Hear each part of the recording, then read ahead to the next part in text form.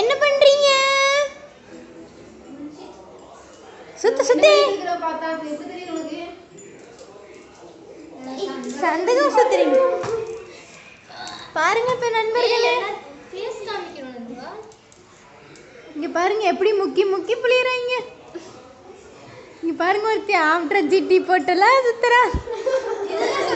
இதெல்லாம் அவாய்ட் பண்ணிக்கணும். இல்ல டவுசர் பாண்டி டவுசர் இதெல்லாம் நீயே சொல்ற. இதெல்லாம் தவறு. நீ அவாய்ட் பண்ணிக்கணும். நான் வெட்டியா வீடியோ எடுத்துட்டு இருக்கேன் நண்பர்களே.